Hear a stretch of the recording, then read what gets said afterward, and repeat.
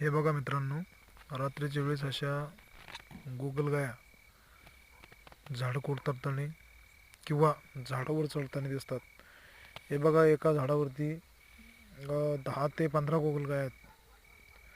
अशा गोगलगाया जर झाडावर बघायच्या असतील तर रात्री 8च्या नंतर किंवा पहाटेच्या सुमारास या बघायला मिळतात.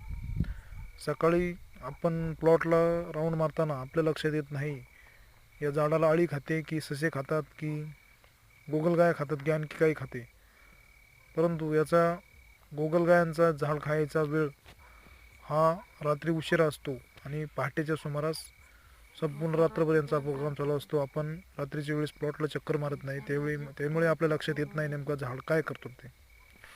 तर यासाठी लालबीन नावाचं औषध आपल्या मुरमुऱ्यांसोबत टाकून दिलेत की गोगलगायांचं पूर्ण नायनाट 100% होतोय.